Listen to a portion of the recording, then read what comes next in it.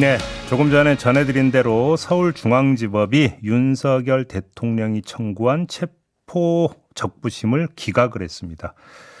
공수처는 이르면 오늘 윤석열 대통령에 대한 구속영장을 청구할 것으로 알려지고 있는데요. 이런 여러 가지 사안들 이분과 이야기 나눠보도록 하겠습니다. 김종혁 전 국민의힘 최고위원 전화 연결하겠습니다. 나와 계시죠? 네, 김영선님 안녕하세요. 네, 안녕하세요. 체포적부심 청구가 기각이 됐는데요. 자, 이러면 불법이라는 주장은 좀 잦아들 수 있을까요? 어떻게 전망하십니까? 그럴 수밖에 없을 것 같습니다. 왜냐하면 대통령의 변호인 측에서는 공수처가 서부지법으로부터 발부받은 영장은 물론 2명의 다른 판사들에 의해서 각각 발부받았음에도 불구하고 그것은 불법적인 것이다. 만약에 서울중앙지법에서 영장이 발부된다면 거기에 응하겠다 이렇게 말씀을 해오셨잖아요. 그렇죠.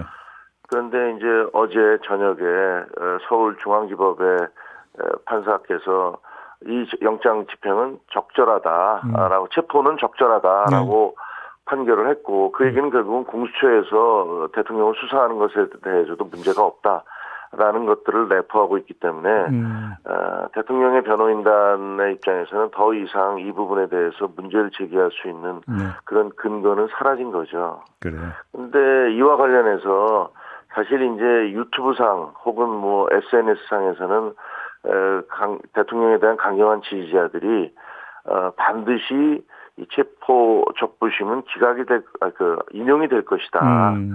이런 식의 어떤 강력한 희망 내지는 뭐 예언들을 해오셨거든요. 근데 그것도 이제 좌절되게 됐기 때문에 여기에 대한 반응이 어떻게 나올지 아마도 제가 보기에는 지금까지 해왔던 대로 그것을 받아들이기보다는 이것을 기각을 한 판사에 대한 공격이라든가, 그러니까요.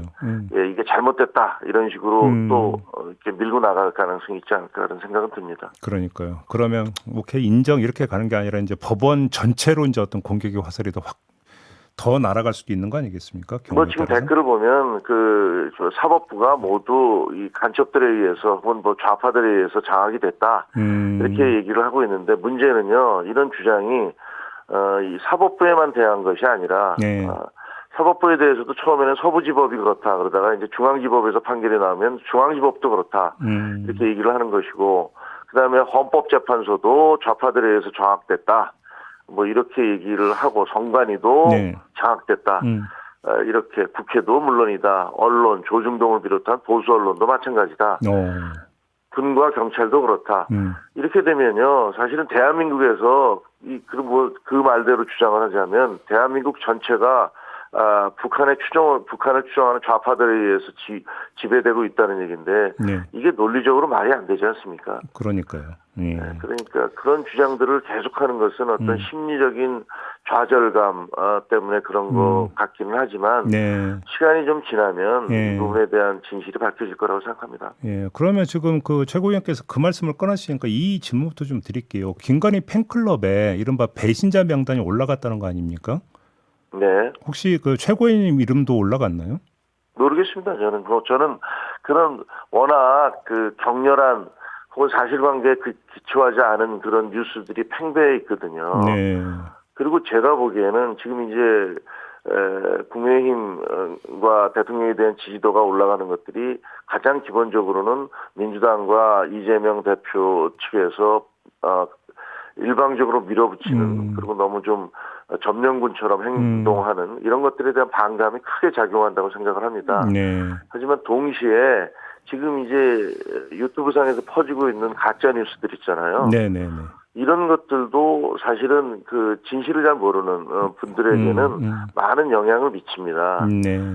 제가 기자로서 취재해본 바로는 과거에 이제 어마어마한 유언비어가 퍼졌던 것들이 광우병 때가 있었고, 그다음에 박근혜 대통령 탄핵할 때도 있었고, 근데 지금도 보면은 인터넷상에서 정체를 알 수 없는 그런 유언비어들이 널리 퍼지고 있고 그런 것들이 사람들의 판단에 상당히 영향을 미치고 있다 이런 생각이 듭니다. 뭐 제 이름이 올라갔든 말든 뭐 그런 것들은 저는 뭐 신경 쓰지 않고 있습니다. 혹시 뭐 그 최고위원님도 공격받나 걱정에 대해서 한번 여쭤봤습니다. 아니 공격은 계속 받고 있죠. 공격은 받고 있지만 그래요. 뭐 그거야 뭐 이런 어떤 굉장히 혼란스러운 상황이 생길 때마다 예. 항상 그래왔으니까 예. 이제 좀 내성이 생기셨어요. 그래서 그래도 뭐 공격을 받으면은 안타깝고 그렇죠. 가슴 아픈 건 뭐 그럼요. 변하지 않는 사실이죠. 그렇죠. 네, 알겠습니다. 다시 돌아가서 윤석열 대통령이 이제 공수처 조사에 계속 응하지 않고 있지 않습니까? 이런 대응은 네. 어떻게 평가를 하세요? 저는 좀, 그러니까 대통령께서 뭐라고 하셨냐면 그 공수처에서 조사를 받으면서, 계엄은 고도의 정치행위고, 이게 그 검사나 판사에 의해서 판단될 수 있는 내용이 아니다. 이렇게 얘기하시던 걸로 보도가 되고 있더라고요. 네. 근데 이것은 뭐 전적으로 잘못된 통치관이잖아요. 그렇죠. 왜냐하면 그 국가라는 것은 민주주의 국가라는 것은 삼권 분립에 의해서 운영이 되는데 입법부가 법을 만들고 행정부가 그것을 실행을 하고 그리고 그 실행된 법이 제대로 된 것이냐에 따라서 사법부의 판단을 받는 거 아니겠습니까? 그렇습니다.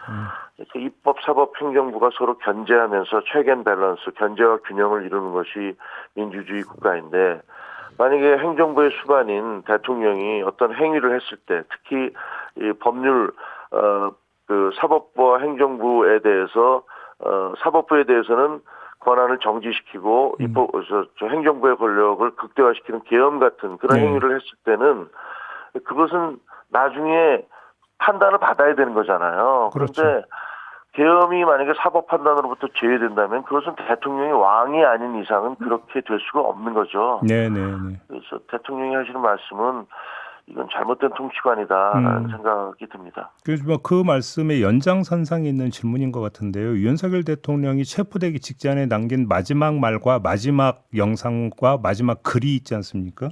네. 여기서 계엄의 정당성을 또다시 강변을 했는데 이건 어떻게 평가를 하십니까? 아니 뭐 지금 조금 전에 말씀 제가 드린 것과 똑같은 이야기죠. 뭐 그렇죠. 대통령이 됐든 누가 됐든 법 위에 있는 사람이 있을 수 없고 심지어는 대한민국 헌법은 계엄조차도 국회에 계엄 통제권을 줬지 않습니까? 네. 국회가 요구를 하면 해산을 하도록 해제를 하도록 돼 있는데 사실 그날 상황을 보면 국회에 계엄군이 투입이 됐고 그래서 유리창을 깨고 진입을 했고 그다음에 포고령에 보면은 일체 정치행위를 금한다라는 것들 그 국회와 지방자치 정치 활동을 금한다라고 돼 있기 때문에 그 자체가 불법이고 위법한 거죠. 그렇죠. 그러니까 그런 것들을 근거로 해서 계엄령이 정당하다라고 얘기한 것은 뭐 당장이야 그 감정적으로 지지자들에게 호소할 수 있을지 모르지만 그것이 시간이 조금 지나고 사람들의 이성을 회복하게 되면 그것이 받아들여질 수는 없다는 생각이 듭니다. 지금 그 말씀하셨으니까 추가 질문 하나만. 지금 바로 포고령 말씀하셔서 이제 드리는 질문인데 그게 위헌적 포고령이라고 이제 법률가들이 다 이제 한결같이 지적을 하지 않습니까? 그래서인지 윤석열 대통령 측에서는 김용현 장관이 잘못 뺏긴 거다라고 주장을 했고. 근데 어제 김용현 그 전 장관 측에서는 우리는 잘못 뺏긴 거 아니라고 벌써 이제 서로 이제 이야기가 달라지고 있는데 이 현상은 어떻게 그러니까 평가를 하세요? 근데 이게 그 대통령과 김용현 장관의 이야기뿐만이 아니라 사실은 체포조를 그 지시를 한 것에 대해서도 그러니까요. 여인영 방첩사령관은 받았다. 그래서 이것을 홍장원 국정원 1차장에게 불러줬다라고 얘기를 진술을 했지만 또 대통령실에서는 나는 그런 지시를 한 적이 없다 이렇게 얘기하고 있지 않습니까? 그러니까 그 중요한 핵심 쟁점들에 대해서 대통령이 하시는 말씀과 그리고 밑에서 그 직을 수행했던 사람들이 하는 얘기가 다 달라요. 근데 이게 이제 뭐 조금 있으면 헌법재판소의 심판 과정에서 왜냐하면 헌법재판소가 이분들을 다 증인으로 채택을 했잖아요. 그래서 그 변론기일에서 아마 다음부터는 불러다가 이제 한 사람당 90분씩 이제 증언을 듣는다는 거 아닙니까? 뭐 이런 증언들이 쭉 나올 텐데 그런 증언들이 나오면 여러 사람이 대통령으로부터 직접 지시를 받았다라고 이렇게 이구동성으로 증언을 할 텐데 증언을 할 것으로 예상이 되는데 대통령께서는 나는 지시를 한 사실이 없다라고 답을 한다면 그러면 그 수사기관이라든가 혹은 헌재 재판관들이 누구의 말을 더 신뢰할지 이런 것들은 뭐 불보듯 뻔한 거 아니겠습니까? 알겠습니다. 좀 당으로 갈게요. 지금 체포영장 집행 전후 과정에서 보여준 그 당의 움직임은 어떻게 평가를 하십니까? 체포영장뿐만이 아니라 이번에 이제 그 비상계엄이 내려졌을 때 네. 그 전임 지도부에서는 이거는 비상계엄은 잘못된 것이고 이것은 해제되는 것이고 그리고 이 대통령은 이에 대해서 책임을 지는 것이 불가피하다 이런 입장이었죠. 네.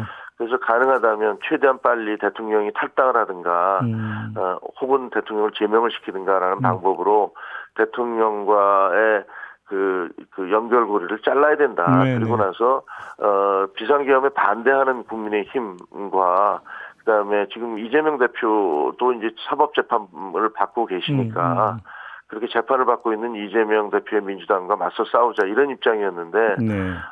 다음 전임 지도부를 몰아내고 등장한 다음 지도부는 오히려 윤석열 대통령을 이제 껴안고 가자는 그런 입장이시잖아요. 네. 그러니까 저는 그것이 옳지 않다. 그것이 잘못된 것이고 그렇게 되면 지금 당장이야 그 흥분된 상태이고 또 그런 그 반발 같은 것도 이해할 수 있는 대목이 충분히 있지 않습니까? 네네네. 그렇긴 하지만 시간이 지나면 냉정해지면 이런 전략으로는 우리가 이길 수 없다 이런 생각을 하고 있지만 현재 지도부는 그렇지는 않으신 것 같아요. 그런데 한번 그러면 그 만에 하나라도 탄핵이 인용이 돼서 파면이 되고 그럼 이제 대선 국면으로 전환이 되지 않습니까? 근데 그렇겠죠. 이건 가정입니다. 만약에 그런 상황이 그렇게 흘러간다면 이때도 윤석열 대통령을 껴안고 갈 수 있을까요, 당에서? 그러니까 그럴 경우에 입장을 바꿔야 되는데 네. 그 입장을 바꾸기가 결코 쉽지 않겠죠. 그리고 재판 과정에서 그리고 현재 그 탄핵 심판 과정에서 지금까지 국민들에게 알려지지 않았던 많은 분들이 공개가 될 겁니다. 네네. 진술도 더 나오게 될 것이고요. 네네. 그러면 대단히 저희 당으로서는 가슴 아픈 일이지만 저희한테는 굉장히 불리한 그런 상황이 조성이 돼요. 근데 그렇기 때문에 일찍 이런 것들에 대해서 차단을 하고 단절을 했어야 된다라고 주장을 했던 건데 네.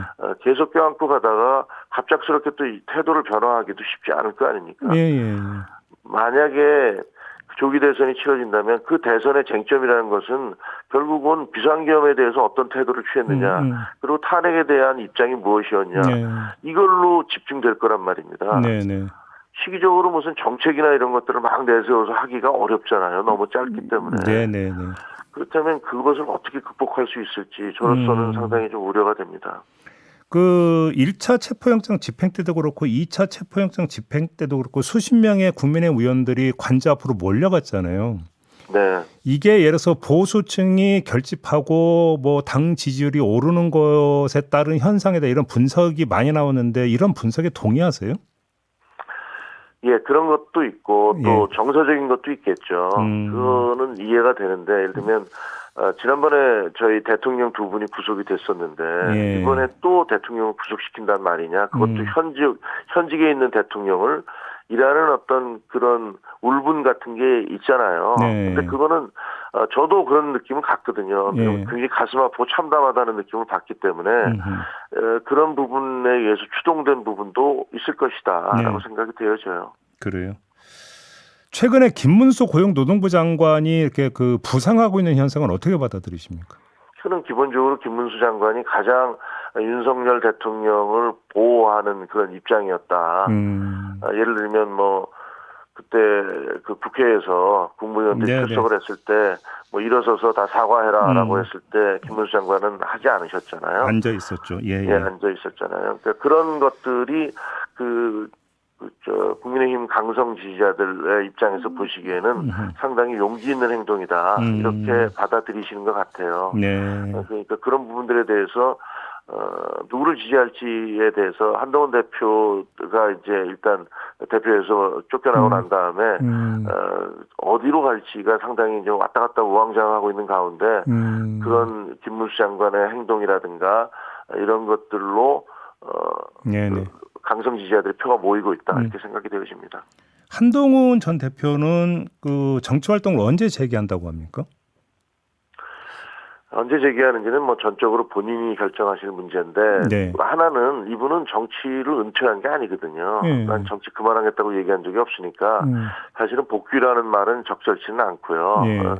단지 지금 보시다시피 정치 상황이 너무 급변하고 있잖아요. 네네네. 그리고 지금 이 상황에서는 조금이라도 어떤 메시지를 내는 것조차도 오히려 그것이 사태를 해결하기보다는 혹은 사람들의 감정을 가라앉히기보다는 오히려 더 격화시킬 그런 가능성도 있기 때문에 네. 그렇기 때문에 그 상황을 지켜보고 있는 거라고 생각을 합니다. 지금 이른바 친한계 인사들이 모인 단톡방 시작 2가 개설이 됐는데 이게 결국은 한동훈 전 대표의 정치활동 재개의 사전 단계에서 나타난 움직임 아니냐는 분석이 있던데요. 어떻게 봐야 될까요?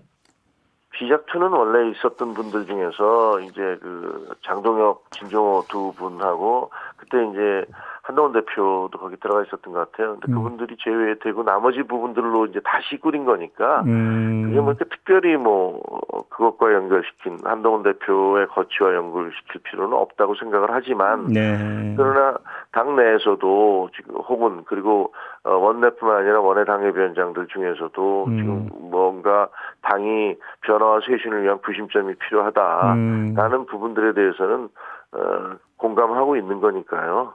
그러면 지금 그런 거라고 보시면 될 것 같습니다. 지금 말씀을 받아서 확인 질문 하나만 드리면 장동혁, 진종호 전 2명의 최고위원은 이제 한동훈 대표와는 절연한 사이다 이렇게 이해를 해도 되는 겁니까? 글쎄, 뭐 절연이라는 표현이 좀 어떨지 모르겠습니다만 네. 어쨌든 좀 다른 길을 걸어가시는 게 아닌가. 다른 길. 진종호 최고는 잘 모르겠습니다만 전 최고는 근데 장동혁 의원 같은 경우는 이제 관저 시위에도 2번 다 나가셨고 예. 또 그 의총에서도 비상계엄 자체도 잘못됐다고 일방적으로 생각할 수 없는 거 아니냐라는 그런 발언을 하셨다는 보도가 있는 거 보면 네. 완전히 그 이전의 입장과는 궤를 달리하시는구나라는 생각이 들죠. 알겠습니다. 자, 오늘 말씀 여기까지 드려야 될 것 같네요. 고맙습니다. 네, 감사합니다. 네, 김종혁 전 국민의힘 최고위원이었습니다.